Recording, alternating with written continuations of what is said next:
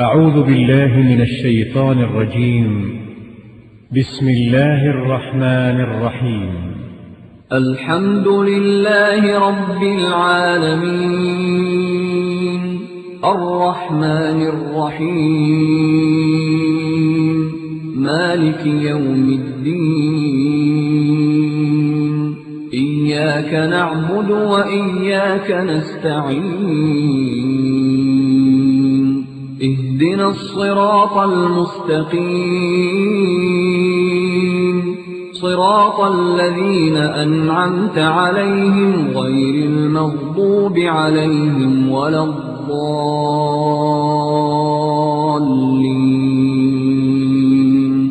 بسم الله الرحمن الرحيم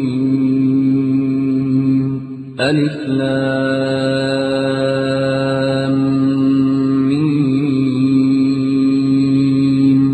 ذلك الكتاب لا ريب فيه هدى للمتقين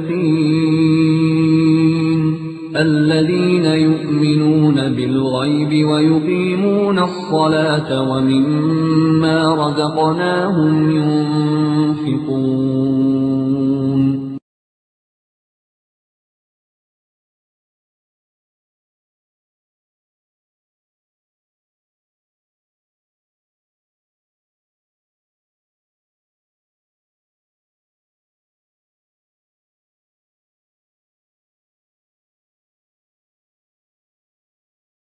الله الرحمن الرحيم والله يدعو إلى دار السلام ويهدي من يشاء إلى صراط مستقيم.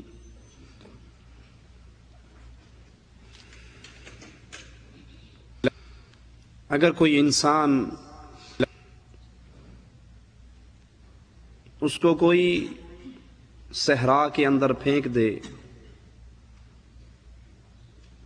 جہاں کوئی اس کو دیکھنے والا نہیں، کوئی اس کو بچانے والا نہیں،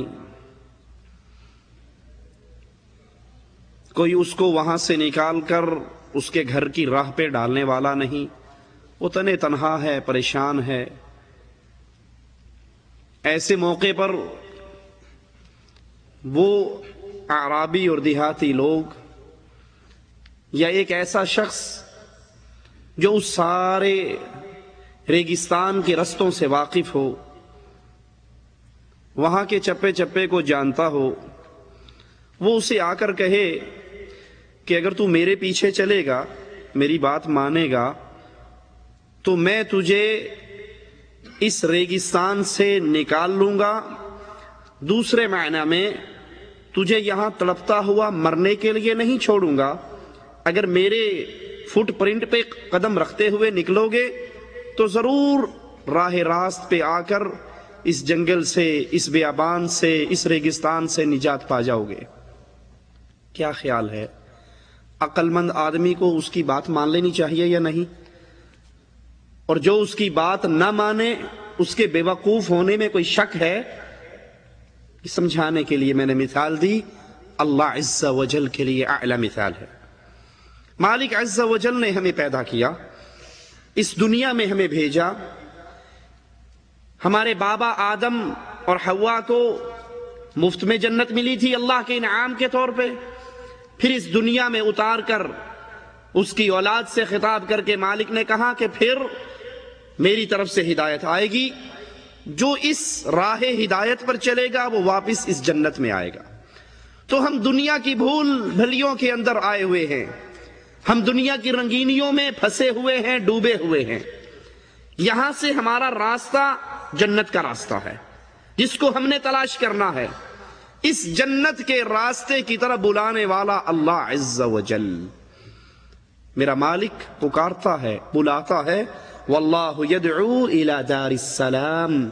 یہ دنیا ٹینشن کا گھر ہے، پریشانی کا گھر ہے، غم اور دکھ کا گھر ہے۔ انسان کھربوں پتی بھی ہو جائے لیکن اس کو دنیا میں 100% سکون نہیں مل سکتا۔ سکون والا گھر ایک اللہ عز و جل کی جنت ہے۔ اللہ اس جنت کی طرف بلاتا ہے، کیسے؟ ہر دور میں اپنے انبیاء کو بھیج کر، اپنے نبیوں کا پورا سلسلہ مالک عز و جل نے چلایا، اور اس سلسلے کی آخری کڑی محمد الرسول اللہ صلی اللہ علیہ وسلم اس دنیا پہ آئے۔ اسی لیے حدیث میں آتا ہے آسمان سے فرشتے اترے، ایک فرشتہ رسول اللہ صلی اللہ علیہ وسلم کے لیے مثال بیان کرتا ہے۔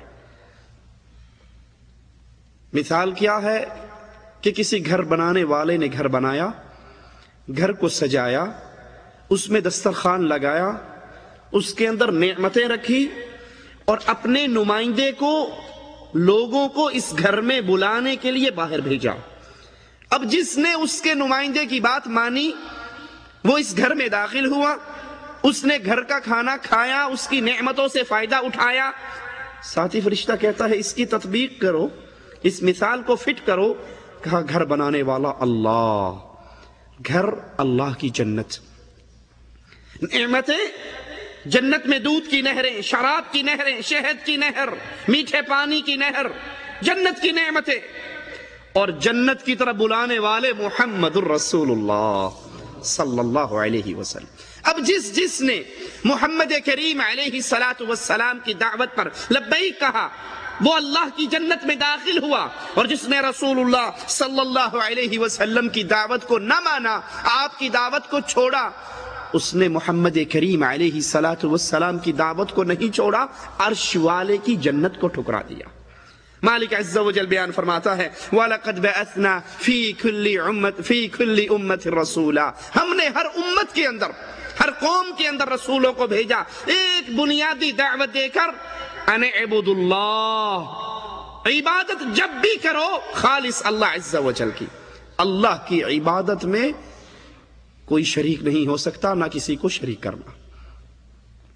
کتنے اعمال ہیں جن کو عبادت کہا جائے وہ خالص اللہ عز و جل کے لیے۔ اس کی مثال یوں سمجھ لیجئے، اگر عبادت کی 1 کروڑ قسمیں کریں 1 کروڑ اعمال ہم گنیں، یہ عبادت کے اعمال ہیں خالص اللہ کے لیے، اس میں سے کوئی ایک عمل 1 کروڑ میں سے 1 عمل غیر اللہ کے لیے کرتا ہو تو یہی 1 عمل اس کے جہنمی ہونے کے لیے کافی ہے، باقی اس کی ساری محنتیں ختم ہو جائیں گی۔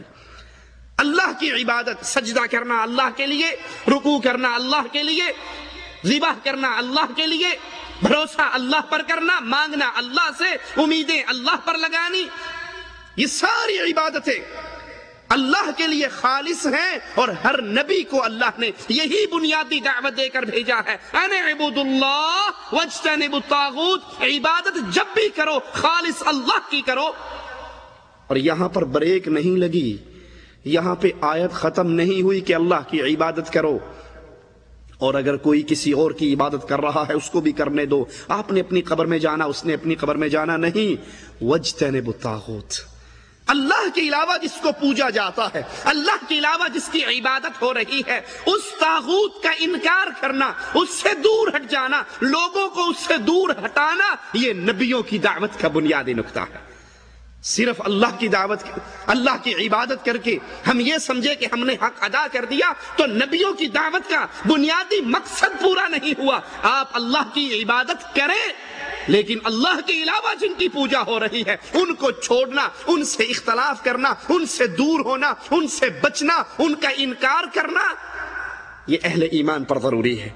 دوسرا مقام سنیے، مالک عز و جل فرماتا ہے وَإِن مِّن أُمَّةٍ، ہر امت کے اندر کوئی ایسی امت نہیں، کوئی ایسی امت نہیں جس کے اندر الا خلا فیہا نذیر، جس کے اندر اللہ عز و جل نے کسی ڈرانے والے کو نہ بھیجا، جس میں کوئی ایسا نہ آیا ہو جو اس شرک کی وجہ سے جہنم کی آگ سے نہ ڈراتا ہو اور عقیدہ توحید کو ماننے کی وجہ سے اللہ کی جنت کی خوشخبری نہ دیتا ہو۔ رسلا مبشرین ومنذرین لئلا يكون للناس على الله حجة بعد الرسل وكان الله عزيزا حكيما۔ اللہ عز و جل نے خوشخبری دینے والے، ڈرانے والے بھیجے۔ کیوں بھیجے؟ یہ ڈرانے والے، یہ خوشخبری دینے والے امتوں میں کیوں آئے، گروہوں میں کیوں آئے؟ اس لیے کوئی قیامت کے دن یہ نہ کہہ سکے اے اللہ ہمیں تو پتہ ہی نہیں لگا، ہمارے پاس تو کوئی آیا ہی نہیں، ہمیں تو کسی نے بتایا ہی نہیں۔ ان لوگوں کی اللہ کے اوپر حجت تمام ہو جائے، یہ نہ کہہ سکیں کہ اللہ ہم تو بھول میں رہے، ہم دھوکے میں رہے، ہمارے پاس کوئی نہیں آیا۔ اور خاص آج کے دور کے اندر جس طرح اللہ عز و جل کا دین مختلف زبانوں میں ترجمہ ہو کر ہمارے ہاتھوں میں کتابوں کے ذریعے، کیسٹوں کے ذریعے، سیڈیوں کے ذریعے پہنچتا ہے، میں سب سے پہلے انسان اپنی جان سے سوال کرے اور پھر ہر بھائی اپنے گریبان میں جھانکے، کیا خیال ہے اگر آج کے دور کا بندہ اللہ کو یہ کہہ سکے گا کہ اللہ مجھے قرآن کی اصل تعلیم کا علم نہیں ہوا؟ کوئی کہہ سکے گا؟ کیرلا کی زبان میں ترجمہ ہے، اردو میں ترجمہ ہے، ہندی میں ترجمہ ہے، پشتو میں ترجمہ ہے، کشمیری زبان میں ترجمہ ہے، دنیا کی بے بہا زبانوں میں اللہ کا دین وہ ترجمہ ہو کر ہمارے ہاتھوں میں پہنچ چکا ہے۔ اگر اب بھی ہم اس دین کو نہ مانیں اور اس دین پہ عمل نہ کریں، اس دین کی دعوت کو اپنے سینے سے نہ لگائیں، اسے قبول کر کے آگے اس کی دعوت کو نہ پھیلائیں، تو کیا کوئی ہمارا بہانہ اللہ کے دربار میں چل سکے گا؟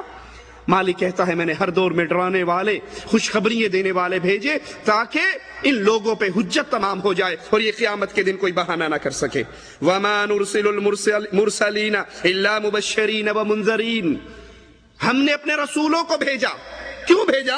یہ رسول کیوں آئے؟ الا مبشرین و منذرین، یہ خوشخبری دینے کے لیے آئے کہ اگر اللہ کی توحید کو مانو گے، اگر اللہ کی عبادت کرو گے، اس کی عبادت میں شریک نہیں ٹھہراؤ گے، تو پھر تمہارے لیے مبارکباد ہے، پھر تمہارے لیے خوشخبری ہے، تمہارے لیے جنت کی نعمتیں ہیں، اللہ کا وعدہ ہے سارے گناہوں کو جس کے لیے چاہوں گا معاف کر دوں گا، لیکن شرک کی برائی کو معاف نہیں کروں گا، تمہارے لیے خوشخبری ہے اے اہل ایمان، اے اہل توحید۔ اور اگر نبیوں کی دعوت کو تسلیم نہیں کرو گے، رسولوں کے پیغام کو نہیں مانو گے، تو پھر ڈر جاؤ، یہ آنے والے تمہیں ڈرا رہے ہیں جہنم کی دہکتی ہوئی آگ سے۔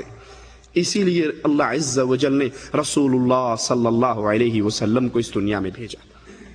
نبی کی دعوت، نبی کے دنیا میں بھیجنے کا مقصد یہی اتمام حجت ہے کہ مجھ تک اور آپ تک اللہ کا دین پہنچ جائے، اللہ کی عبادت کے احکامات پہنچ جائیں اور ہم اس پہ عمل کر کے اپنی آخرت کو سنوار لیں، اپنی قبر کو سنوار لیں۔ اور اگر ہم سیرت رسول علیہ السلام سے کنارہ کشی اختیار کرتے ہیں تو پھر یاد رکھیے یہی عمل ہمارے لیے جہنم میں جانے کے لیے کافی۔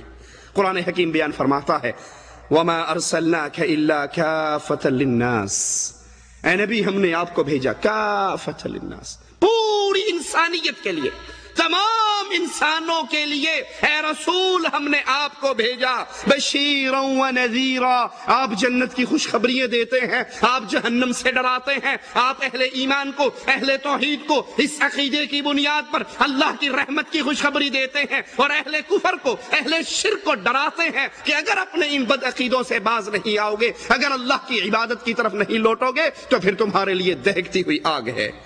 انا ارسلناک بالحق بشیرا و نذیرا، اے نبی ہم نے تجھے حق کے ساتھ خوشخبری دینے والا، ڈرانے والا بھیجا ہے۔ وَلَا تُسْأَلُ عَنْ أَصْحَابِ الْجَحِيمِ، آپ کا کام لوگوں کو بتا دینا ہے، نبی کا کام ہدایت دینا نہیں ہے، ہدایت کا پیغام سنانا ہے۔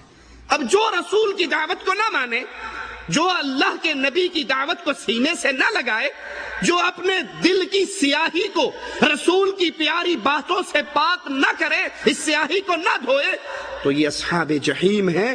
اے نبی آپ سے ان کے بارے میں سوال نہیں ہوگا کہ یہ جہنم میں کیوں گئے، آپ کے ذمہ بتا دینا ہے، آپ کے ذمہ پہنچا دینا ہے، آپ کے ذمہ بشارت اور ڈر یہ دونوں پیغام سنانے ہیں۔ آپ ان کو خوشخبری سنا دیجئے اللہ کی رحمتوں کی، اور ان کو ڈرا دیجئے اللہ کے عذاب سے۔ اگر یہ پھر بھی نہ مانے، اہل جہنم بنے، یہ جہنم کی آگ میں جلے، تو قیامت کے دن اس کی وجہ سے آپ سے سوال نہیں ہوگا، کیونکہ آپ کے ذمہ ہم نے یہ پیغام لگایا کہ اللہ عز و جل کی رحمت اور اللہ کے عذاب، ان دونوں کا پیغام ان کو سنا دو۔ تبارک الذی نزل الفرقان على عبده ليكون للعالمین نذیرا۔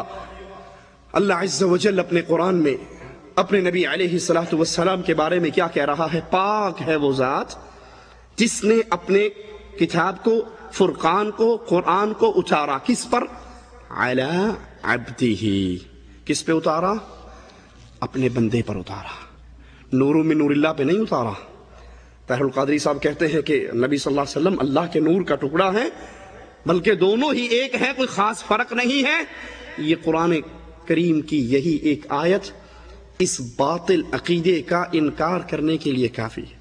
تبارک الذی نزل الفرقان علی عبدہ، اللہ نے اس فرقان کو اتارا، اس کتاب کو اتارا، علی عبدہ، اپنے بندے پر اتارا۔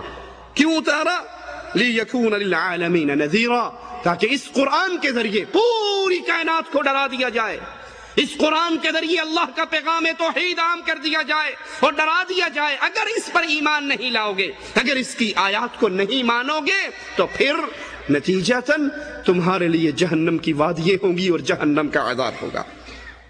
مالک عز و جل ایک اور مقام پہ بیان فرماتا ہے، یا ایھا النبی انا ارسلناک شاہدا ومبشرا ونذیرا، اے نبی ہم نے آپ کو بھیجا گواہ بنا کر، خوشخبری دینے والا بنا کر، خوف کا پیغام، ڈرانے کا پیغام دینے والا بنا کر، وداعیا الی اللہ، اور اللہ کی طرف دعوت دینے والا بنا کر۔ آپ اللہ کی طرف بلانے والے ہو، آپ داعی الی اللہ ہو، آپ لوگوں کا تعلق، لوگوں کے رشتے جو اللہ سے ٹوٹ چکے ہیں اس کو دوبارہ جوڑنے والے ہو، آپ لوگوں کی پیشانیوں کو جو غیر اللہ کے سامنے جھک چکی ہیں ان کو اٹھا کر اللہ کے سامنے جھکانے کی دعوت دینے والے ہو۔ آپ کی دعوت کا بنیادی نقطہ کیا ہے؟ لوگوں کو لوگوں کی عبادت سے نکال کر لوگوں کے رب کی عبادت کرائی جائے۔ وَدَاعِيًا إِلَى اللَّهِ، رسول صلی اللہ علیہ وسلم اپنی قوم کے لیے، اپنی امت کے لیے داعی ہوا کرتے ہیں، وہ ان کو اللہ عز و جل کی طرف بلایا کرتے ہیں۔ وَسِرَاجًا مُنِيرًا، چمکتے ہوئے سورج، نور ہدایت بنا کر بھیجا۔ آپ کی ہدایت سے لوگ اپنے سینوں کے سیاہیوں کو دھوتے ہیں، آپ کا پیغام سن کے اس راہ ہدایت پر چلتے ہیں جس سے شرک اور کفر کے سارے اندھیرے مٹ جاتے ہیں، ان کے سینے منور ہوتے ہیں، اور جب سینے میں ایمان داخل ہوتا ہے پھر قبریں منور ہوتی ہیں، پھر آخرت کا جہاں منور ہوتا ہے، اور اہل ایمان کو اللہ عز و جل صراط کے پل کے اوپر نور کی خوشخبری کے سرٹیفکیٹ سناتا ہے۔ یا ایھا الرسول، اے میرے رسول، بلغ ما انزل الیک، بیان کر دو جو اللہ نے آپ پر اتارا ہے۔ قرآن حکیم کی یہ آیت سورۃ المائدہ ہے، 67 آیت نمبر ہے، ذرا غور کیجئے اس پہ۔ یا ایھا الرسول، اے رسول، بلغ ما انزل الیک، جو کچھ آپ پر نازل ہوا اس کو آگے پہنچا دیجئے۔ من ربک، وہ نازل کہاں سے ہوا؟ آپ کے رب کی طرف سے۔ وَإِن لَّمْ تَفْعَلْ، اور اگر آپ یہ دعوت کا کام نہیں کرو گے، یہ پیغام عام نہیں کرو گے، یہ پیغام آگے نہیں پہنچاؤ گے، فَمَا بَلَّغْتَ رِسَالَتَهْ، تو پھر آپ نے رسالت کا حق ادا نہیں کیا۔ وَاللَّهُ يَعْصِمُكَ مِنَ النَّاسِ، آپ یہ توحید کا پیغام پہنچا دیجئے۔ لوگ مارنے کی کوشش کریں گے، لوگ آپ کے خلاف پلاننگ کریں گے، لوگ آپ کی جان کے دشمن بنیں گے، لوگ آپ کا تعاقب کریں گے، سب کچھ ہوگا، لیکن اگر یہ دعوت توحید کو آپ پہنچاؤ گے، عام کرو گے، پھر لوگوں کی پریشانیوں کا کبھی بھی اپنے دل میں خیال نہ لانا، کیونکہ جو توحید کی دعوت دیتا ہے اس کا نگران اللہ عز و جل بن جاتا۔ یہ قرآن حکیم کی آیت ہے، اور ہمارے ہاں کیا کہا جاتا ہے؟ کہتے ہیں کہ نہیں، یہ آیت یوں نہیں تھی، یہ تو سنیوں نے ایسی آیت بنائی۔ اصل آیت کیا ہے وہ بھی سناؤں آپ کو؟ وہ کہتے ہیں اصل آیت یہ ہے، یا ایھا الرسول بلغ ما انزل الیک فی ولایت علی فإن لم تفعل فما بلغت۔ بلکہ ایک ذاکر اپنی تقریر میں کہتا ہے کہ اگر سارے سابقہ انبیاء محمد الرسول اللہ صلی اللہ علیہ وسلم کی نبوت کو نہ مانے تو ان نبیوں کی نبوت ختم ہو جاتی ہے۔ یہ علی کے نبی کی شان ہے، یہ علی کے نبی کی شان ہے۔ آؤ اب نبی کے علی کی شان سنو۔ یا ایھا الرسول بلغ ما انزل الیک فی ولایت علی فإن لم تفعل فما بلغت رسالتہ، اے نبی تیری شان یہ ہے کہ سارے انبیاء اگر تیرا انکار کریں تو ان کی نبوتیں کینسل، اور علی کی شان یہ ہے اگر تو علی کی ولایت کا اعلان لوگوں کے سامنے نہ کرے تو تیری نبوت کینسل۔ نعوذ باللہ ثم نعوذ باللہ، تعالی اللہ عما یقولون۔ یہ اللہ پر بھی بہتان، یہ رسول اللہ پر بھی بہتان، یہ علی پر بھی بہتان۔ ایک اور کتاب راولپنڈی سے شائع ہوئی، حفاظت قرآن، منتظر عباس نقوی کی، اس نے اسی آیت کو دلیل بنا کے اس سے بھی ذرا ٹاپ کلاس کا قصہ لکھا. کہا اللہ کے رسول صلی اللہ علیہ وسلم معراج پہ گئے، جب عرش پہ پہنچے، پہلی تو یہی بات غلط کہ رسول عرش پہ اللہ ہے. اللہ نے اپنے رسول کو بلند کیا جہاں تک چاہا. کسی حدیث میں ذکر نہیں کہ اللہ کے رسول عرش پہ آئے. طاہر القادری صاحب نے تو اللہ رسول اللہ کو نعوذ باللہ گلے ملوا دیا کہ ادھر سے وہ اتر رہا ہے، ادھر سے یہ چڑھ رہا ہے. دروازے پہ پہنچے، اللہ باہر نکلا، اللہ نے اپنے رسول کو اندر کیا، دروازہ بند کیا، کنڈی لگائی، اور پھر وہ کچھ ہوا جس کا تمہیں کوئی خبر نہیں ہے. نعوذ باللہ پورا قصہ جیسے عاشق اور معشوق کی ملاقات ہو رہی. تعالی اللہ عما یقول. اور یہ کہتا ہے کہ جب اللہ کے نبی عرش پہ پہنچے، منتظر عباس نقوی راولپنڈی سے اس کی کتاب شائع ہوئی، تو عرش پہ ایک پردہ پڑا ہوا تھا. رسول اللہ صلی اللہ علیہ وسلم نے پوچھا اللہ یہ پردہ کیسا ہے؟ کہا اسی کے لیے تو یہاں بلایا ہے. پردہ ہٹایا، پیچھے مولا علی بیٹھے ہوئے تھے. کہا اس کی ولایت سمجھانے کے لیے تجھے یہ معراج ہوئی ہے، اس کی ولایت کا اعلان کر. یا ایھا الرسول بلغ ما انزل الیک فی ولایت علی فإن لم تفعل فما بلغت رسالتہ. اگر تو نے لوگوں کو علی کی ولایت نہیں بتائی تو تو نے رسالت کا حق ادا نہیں کیا، تو اپنی رسالت کے کام کے اندر فیل ہو گیا. یہ جھوٹ ہے اللہ پر، قرآن پر، رسول اللہ پر، علی مرتضیٰ کے اوپر. حقیقت کیا ہے؟ قرآن کی آیت کیا ہے؟ یا ایھا الرسول بلغ ما انزل الیک من ربک. اے رسول بیان کرو لوگوں کو جو اللہ نے تجھ پر اتارا ہے. توحید کا پیغام اللہ نے اتارا، قرآن تجھ پہ اللہ نے اتارا، اس کی شرح، اس کی تشریح، اس کی تفسیر، تیری زبان کے ذریعے احادیث یہ بھی اللہ نے تجھ پہ اتاری. اے نبی لوگوں کو اس کا پہنچا دو، بتا دو، سنا دو. اگر تم یہ دعوت کا کام نہیں کرو گے، یہ توحید کا پیغام عام نہیں کرو گے، تو پھر سمجھ لو کہ تم نے رسالت کا کام پورا نہیں کیا. اسی لیے رسول اللہ صلی اللہ علیہ وسلم نے ابو طالب کو جواب میں کہا تھا، جب قوم آ کر کہہ رہی تھی تیرا بھتیجا ہمارے بتوں کو برا کہتا ہے، روک لے. چچا نے کہا تھا بھتیجے بوڑھا ہو گیا ہوں، میرے پہ اتنا وزن ڈال جتنا میں برداشت کر سکوں. آقا کی آنکھوں میں آنسو آئے، اپنے ہاتھوں کو دراز کیا، کہا چچا یہ کفار مجھے دعوت توحید سے روکنے کے لیے آپ کے پاس آئے ہیں. یہ اگر آسمان سے سورج کو توڑ کے میرے ہاتھ پہ رکھ دیں، دوسرے پہ چاند کو توڑ کے رکھ دیں، یہ انہونا کام اگر کر جائیں، میں تب بھی اللہ کی توحید کی دعوت سے باز نہیں آؤں گا. کیونکہ اللہ نے اپنے حبیب کو بھیجا ہی اس کام کے لیے کہ لوگوں کی پیشانییں غیر اللہ کے دروں پہ چھپ چکی ہیں. ان پیشانیوں کو اٹھاؤ، ان کو عزت کی راہ دکھاؤ، اور انہیں بتاؤ کہ سر جب بھی جھکتا ہے عرش والے اللہ کے لیے جھکتا ہے. ادع الی سبیل ربک بالحکمہ والموعظۃ الحسنہ وجادلہم باللتی ہی احسن. اے نبی لوگوں کو بلاؤ اپنے رب کے راستے کی طرف حکمت کے ساتھ. یہ نبی کی خصوصیت رہی، یہ نبی کی شان رہی کہ نبی اللہ کے دین کی دعوت کا کام حکمت کے ساتھ، اچھے انداز میں. اب حکمت سے مراد یہاں پہ دو مرادیں لی جاتی ہیں. ایک کہتا ہے جی یہ کہنا کہ یہ مردہ مشکل کشا نہیں ہو سکتا، یہ قبر میں جو پڑا ہے یہ حاجت روا نہیں ہو سکتا، اس کی خبروں پر آ کر بری بری سرکار بری میری کھوٹی قسمت کر دے ہری، یہ قوالیاں پڑھنا ٹھیک نہیں ہے، یہ اللہ کی ساتھ شرک ہے. کچھ لوگ کہتے ہیں کہ جناب آپ باتیں تو ٹھیک کرتے ہیں لیکن حکمت کے ساتھ نہیں کرتے. یہ حکمت نہیں ہے، یہ حکمت نہیں ہے. حکمت کیا ہے؟ امت ٹکڑے ٹکڑے ہو چکی ہے، امت کو جوڑو، نماز کے لیے بلاؤ، روزے کے لیے بلاؤ، ذکر اذکار کے لیے بلاؤ، ان کے اندر کی اصلاح کرو. یہ دعوت نہ دو، یہ نہ کہو کہ یہ مشکل کشا نہیں، یہ حاجت روا نہیں، یہ بگڑی بنانے والا نہیں، یہ غوث اعظم نہیں، یہ پارلیمنٹ قومی اسمبلی قانون ساز نہیں، اس کو اتھارٹی نہیں کہ یہ قانون سازی کرے. انسان کو جب حکومت ملتی ہے وہ اللہ کے قوانین کو نافذ کرتے ہیں، وہ خود جمہوریت کے ذریعے اللہ کی حاکمیت میں شرک کرتے ہوئے قانون سازی نہیں کر سکتے. قانون تو قرآن کی صورت میں آ چکا. جی یہ باتیں جو آپ کرتے ہیں یہ توڑنے والی باتیں ہیں، جوڑنے والی نہیں. میں کہتا ہوں بھائی امت کو جوڑو، واقعی جوڑنے کی ضرورت ہے، پر تھوک سے نہ جوڑو، ایلفی سے جوڑو. تھوک کا جڑا ہوا نہیں جڑے گا. جب یہ شرک کے اوپر ہے، یہ بدعت کے اوپر ہے، یہ خرافات کے، یہ وہ عقیدے رکھتا ہے جو قرآن کی روح سے ٹکراتے ہیں. آپ اس ڈاکٹر کو کیا کہیں گے؟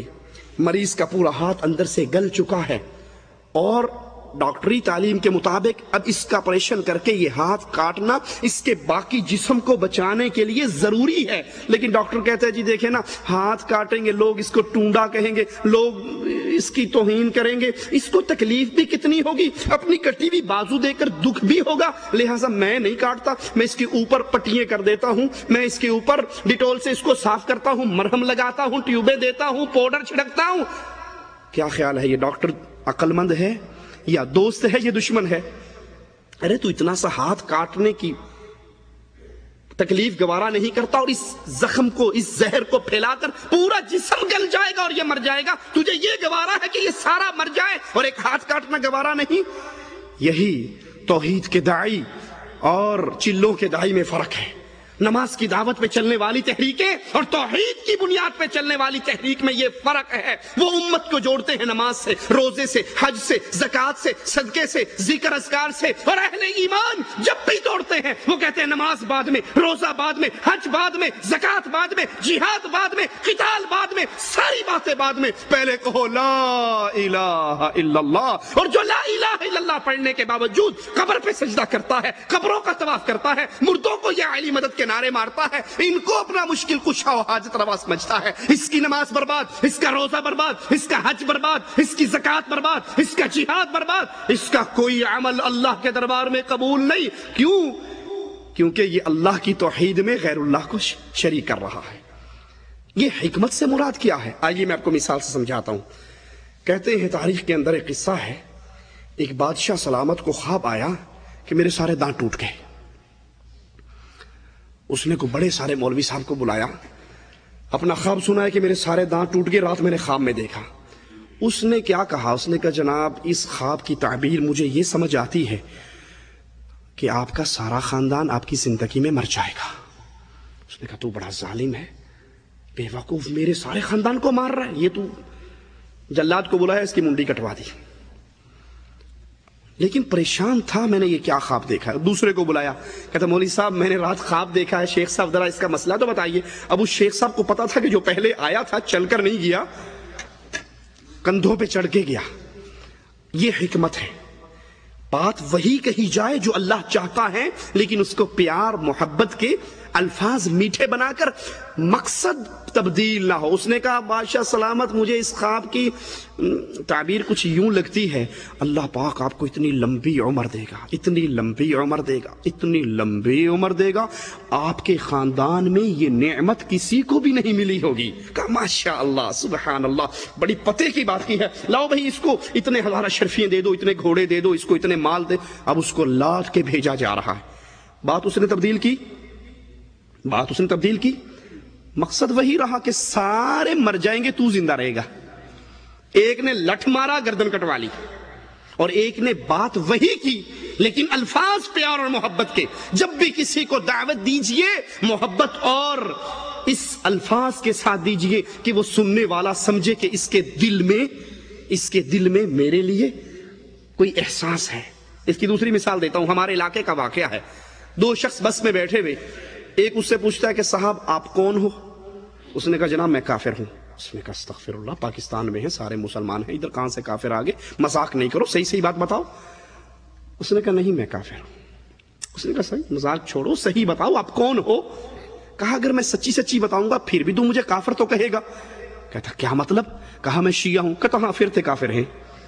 میں نے پہلے ہی مان لیا میں کافر ہوں، تو جو مجھ پہ فتویٰ لگائے گا میں پہلے مانتا ہوں میں کافر۔ یہ دعوت نہیں ہے، یہ دعوت کا اسلوب نہیں ہے کہ آپ سٹیج پہ کھڑے ہو کے فلاں کافر شیعہ کافر، جو نہ بولے وہ بھی کافر، جو نہ یہ اللہ کے رسول کی سنت نہیں۔ آپ نے تو کفار کو اپنے گھر میں بلایا، آپ نے کفار کو اپنے گھر میں بلایا، ان کو دودھ پلایا، ان کو گوشت کھلایا، محبت اور پیار سے پھر ان کے سامنے اپنی زندگی کو پیش کر کے کہا میں نے 40 سال تمہارے اندر گزارے، کبھی مجھے جھوٹ بولتے ہوئے دیکھا؟ انہوں نے کہا نہیں، ما جربنا علیک الکذب، تیری زبان تو جب بھی ہلی حق اور صداقت کی باتیں کرتی ہے۔ کہا پھر ایک سچی دعوت دیتا ہوں، قولوا لا الہ الا اللہ تفلحوا تملک العرب والعجم، لا الہ الا اللہ کے اقرار کر لو، عرب و عجم کے مالک بن جاؤ گے۔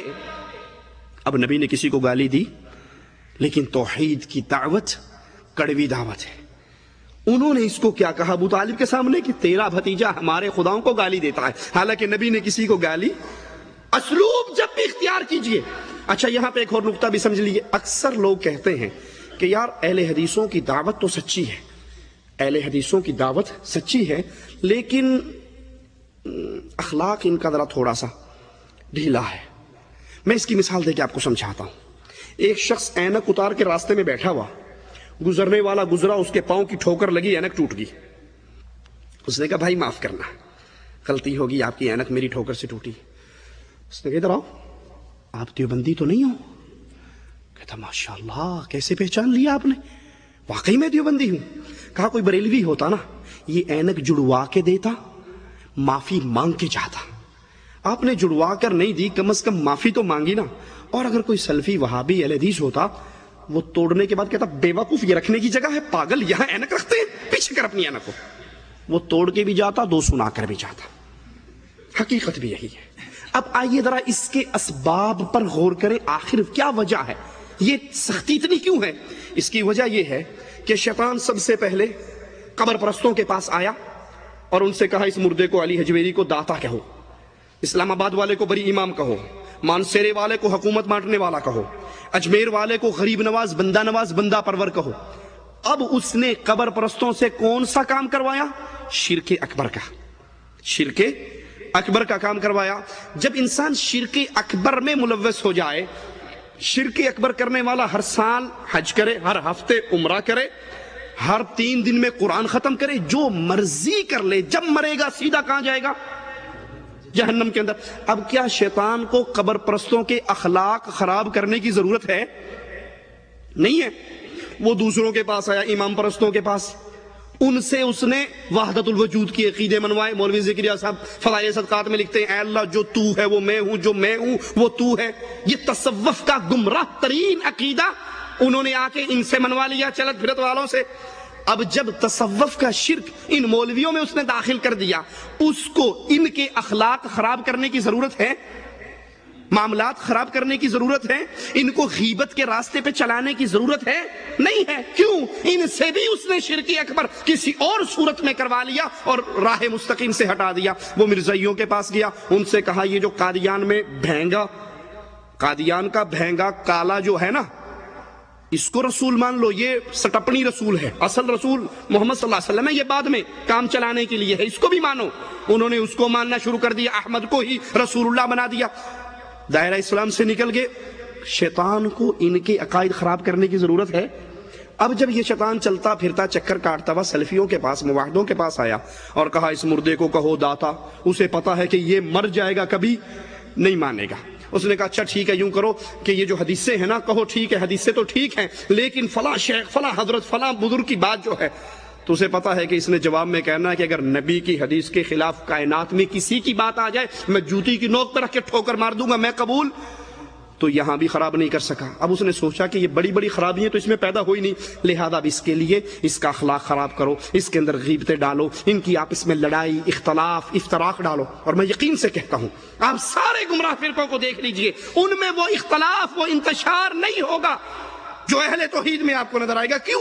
کیونکہ شیطان جتنا یہاں کام کر رہا ہے کہ نہ ان کا عقیدہ توحید بگڑا، نہ ان کا عقیدہ اتباع رسول بگڑا، نہ ان کے منہج سلیم میں کوئی فرق آیا، نہ یہ جمہوریت کو اسلام ماننے کے لیے تیار ہوئے، یہ کسی قسم کی بدعقیدگی میں شریک نہیں ہوتے. تو لہٰذا ان کے نمبر کم کرنے کے لیے ان کو کہیں ان کو عبادات میں کمی دلواتا ہے، کہیں ان کا اخلاق خراب کرتا ہے، کہیں ان کے معاملات بگاڑتا ہے کہ اس نے جنت میں تو چلے جانا ہے لیکن اونچے درجے کی جنت میں نہ جائے، کچھ نہ کچھ تو میں رکاوٹ ڈالوں.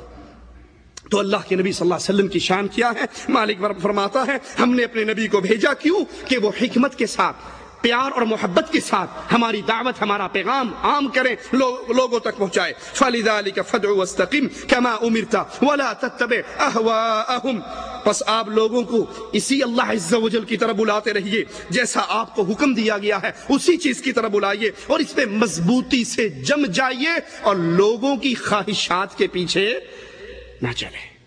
اہل ایمان جب بھی چلتے ہیں وہ اللہ عز و جل کے حکموں کی اتباع کرتے ہیں، وہ کسی کی خواہش، کسی کے سوچ، کسی کے خیال کو دین نہیں بناتے. دین صرف اتنا ہی مانتے ہیں جتنا عرش والے اللہ عز و جل نے نازل کیا ہے.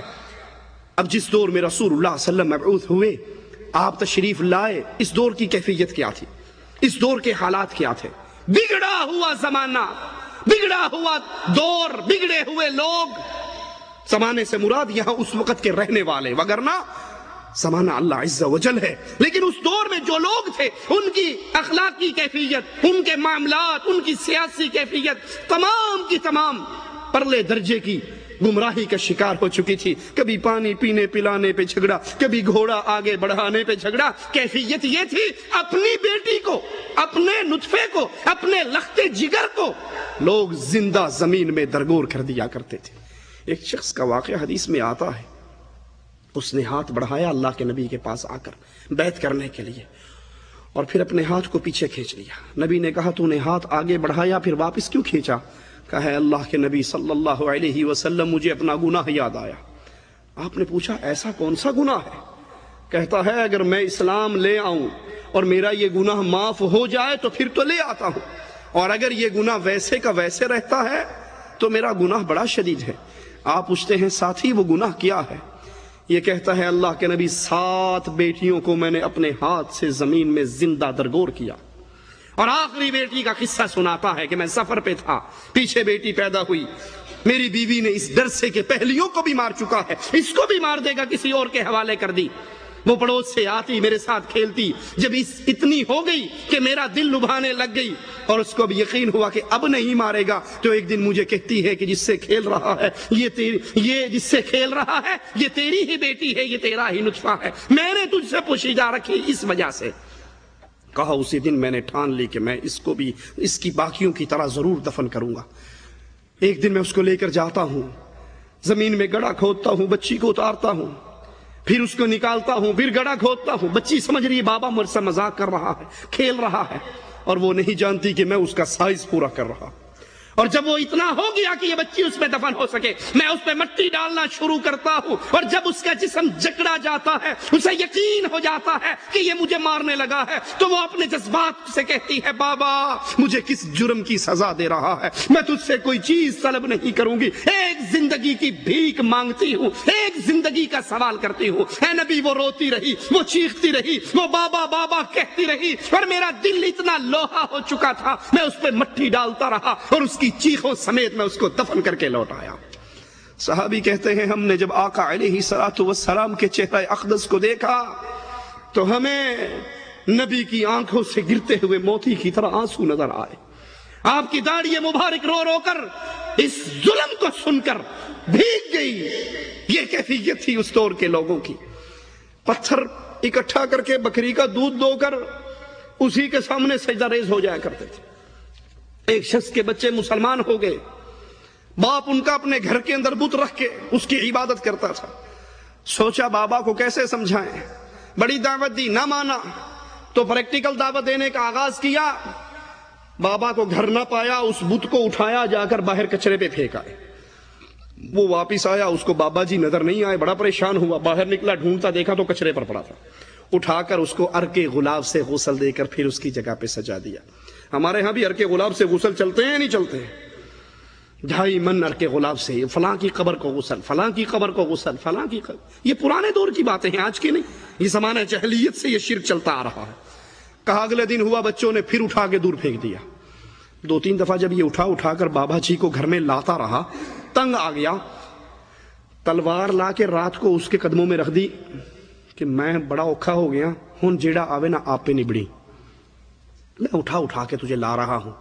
وہ باز نہیں آ رہا۔ اب یہ تلوار پڑی ہے، جو تیری توہین کرنے کے لیے آئے اس تلوار سے اس کی منڈی کاٹ دینا۔ لیکن دل سے وہ بھی جانتا تھا کہ یہ کچھ کرنے کے قابل، آج بھی جو شرک کرتے ہیں ان کی یہی کیفیت ہے۔ وہ لوگوں کے سامنے تو واقعات اتنے بڑے بڑے بلند کریں گے، بیان کریں گے، جی آپ نہیں مانتے، بابا ہمارا جیلانی جو تھا اتنے سال کی ڈوبی ہوئی کشتی کو اس نے پھر پار لگا دیا، فلاں بابے نے مردوں کو زندہ کر دیا، فلاں نے یہ کر دیا۔ اور اگر اس سے کراس کویسچن کر کے پوچھو کہ آپ کے بابا جی ماشاءاللہ اتنی بڑی طاقتوں والے ہیں، لیکن اسی بابے کے دربار پہ بہت بڑا لوہے کا غلہ پڑا ہے چندہ ڈالنے کے لیے، اس پہ اتنا موٹا ٹرائسل کا تالا کیوں لگایا ہے؟ وہ جواب میں کہیں گے یہ تالا اس واسطے لگایا کہ بابی چوری کر جاندے نے، تے بابا بابیاں نو کیوں نہیں ڈکدا؟ کہندا نہیں انہوں نے رلیا ہے، یہ انہوں نے کچھ نہیں کہہ سکتا۔ اس کا جادو ان پہ نہیں اثر کرتا۔ اس نے تلوار رکھ دی کہ اب جو کچھ ہوگا خود نبڑ لینا۔ اگلا دن آیا، بچوں نے ایک مردہ کتا لے کر اور اس بابے کو لے کے اس کے ساتھ اس بت کو لے کے باندھ کے کنویں میں پھینک دیا۔ صبح اٹھا تو دیکھا حضرت اس کو نظر نہیں آئے، ڈھونڈتا پھرا تو کنویں پہ پہنچا تو اللہ عز و جل نے اس کی عقلوں کو کھول دیا، اس کے سینے کو اسلام کے لیے منور کر دیا۔ اس کو دیکھ کر کہتا ہے کہ اگر تیرے پلے میں کوئی نفع اور نقصان ہوتا اپنے وجود کو اس غلیظ جانور سے کم از کم دور کر لیتا۔ اور ہم بھی یہی کہتے ہیں، لوگوں ہماری باتیں کڑوی لگیں تو لگیں، اگر پیر جیلانی میں کوئی قوت اور طاقت مرنے کے بعد ہوتی، بغداد پہ گرنے والے امریکی بموں کا رخ تو بدل دیتا۔ لوگ کہتے ہیں جی آپ نہیں مانتے، جب انڈیا نے پاکستان پہ حملہ کیا تھا نا چوری چھپے، تو راوی کا پل توڑنے کے لیے بڑی کوشش کی، بڑے طیارے آ کر رکتے رہے اور بم مارتے رہے۔ 65 کی جنگ میں سبز چولے والا ایک کھڑا تھا، اوپر سے بم آتے وہ کیچ کر کے دریا میں ڈال دیتا، پل پہ نہیں گرنے دیتا۔ یہ بم پروف تھا، واٹر پروف تو دیکھے ہیں، یہ بم پروف پہلا دیکھا۔ کہا آپ نہیں مانتے، بڑی قدرتیں ہیں ہمارے بابوں میں۔ ہم کہتے ہیں مان لیتے ہیں کہ 65 کی جنگ میں سبز چولے والوں نے بم کیچ کر کر کے دریا میں پھینکے اور راوی کا پل نہیں ٹوٹنے دیا۔ 71 کی جنگ میں یہی بابے تیرا ختم پڑھنے گئے ہوئے تھے۔ 71 کی جنگ میں یہ بابے کیوں کام نہ آئے؟ بنگلہ دیش ٹوٹ گیا، یہ بابے کیوں نہ کام آئے؟ اور موقعوں پہ کہنے دیکھیں پھر گستاخانی گل کی تھی، ماننا نہیں آپ نے۔ تو جو ہی اس نے اس جانور کے ساتھ اس بت کو پڑے ہوئے دیکھا، کہنے لگا اگر تیرے پلے میں کوئی طاقت ہوتی تو اپنے وجود کو اس غلیظ جانور سے دور کر لیتا۔ سینہ کھل گیا اور لا الہ الا اللہ کا اقرار کیا۔ ایک اور شخص صحابی رسول اللہ کے نبی علیہ السلام کو اسلام لانے سے پہلے کا واقعہ سناتے ہیں، ایک سفر کا۔ کہا آقا میں سفر پہ نکلا، جہاں پڑاؤ ڈالنا تھا وہاں جا کے اپنا سامان جانور سے اتارا، خیمہ لگایا، سامان سارا تلاش کیا، سب کچھ سامان میں تھا، لیکن بابا جی نہیں تھے، پیر صاحب نہیں تھے، رات کو حفاظت کرنے والی کوئی حضرت جی نہیں تھے۔ بڑا پریشان ہوا کہ اب سونا بھی ہے اور کسی بت کو میں اٹھا کر لاد کر اپنے کندھوں پہ لانا بھی بھول گیا ہوں، اب کیا کروں؟ نیند آئے گی تو کوئی نہ کوئی جانور حملہ آور ہو جائے گا۔ عادت سے مجبور تھا، اے اللہ کے نبی میں نے ستو لے کے ستو کو پانی میں گھولا اور پھر اس ستو کے آٹے سے میں نے ایک چھوٹا سا پیر صاحب تیار کیا، پورا تیار کر کے اس کو رکھ کے ساوی چادر ڈال کے اب اس کے آگے ہاتھ باندھ دیے کہ ویکھ لا میں کتنا اوکھا ہویا تیرے واسطے، میں نے تیرے لیے کتنی محنت کی ہے، ٹھیک ہے اب اتنا میں نے تیرے ساتھ سلوک کیا، آگے تیری ڈیوٹی ہے کہ تو ساری رات کسی کو نزدیک نہ آنے دینا۔ اللہ کے لیے سوچئے کہ ہماری حالت یہی نہیں، کتنا بڑا ہی پیر ہو، کتنا بڑا ہی شیخ اور مرشد ہو، جب مر جاتا ہے اس کو غسل ہم دیتے ہیں، اس کو کفن ہم دیتے ہیں، اس کو استنجا ہم کرواتے ہیں، زندے کرواتے ہیں، اس کو کندھے پہ اٹھاتے ہیں، وہ استنجے کے قابل نہیں، وہ غسل کے قابل نہیں، وہ کفن پہننے کے قابل نہیں، وہ قبرستان چل کر جانے کے قابل نہیں، وہ قبر میں اترنے کے قابل نہیں، یہ سارا کچھ کر کے زمین میں دفن کر کے اوپر چڑھ کے پھر کہتے ہیں ہن تک تیرے نال چنگی کی تھی، ہن اگے تو چنگی کریں۔ کہا میں صبح اٹھا، بڑے سکون سے سویا، میں نے جہاں اپنا اور سامان بانٹا اٹھایا تو میں نے اس کو بھی اٹھا لیا اور چل پڑا کہ آگے بھی جہاں ضرورت پڑی اس سے مدد مانگتا رہوں گا۔ آج رات تو اس نے بڑی اچھی کٹائی ہے۔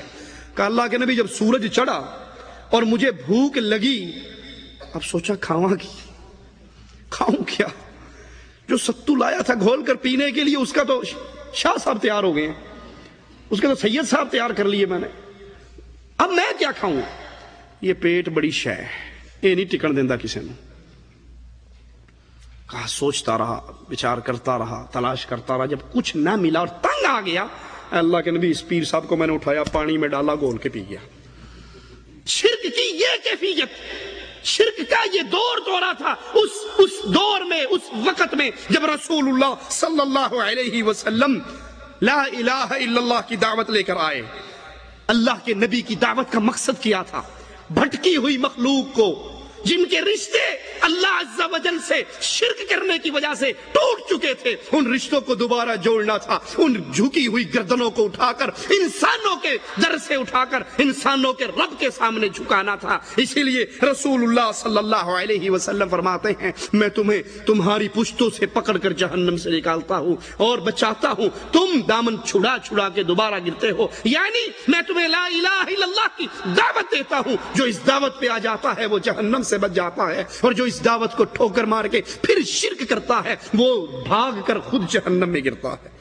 آئیے اب دیکھیں رسول اللہ صلی اللہ علیہ وسلم نے دعوت کس چیز کی تھی؟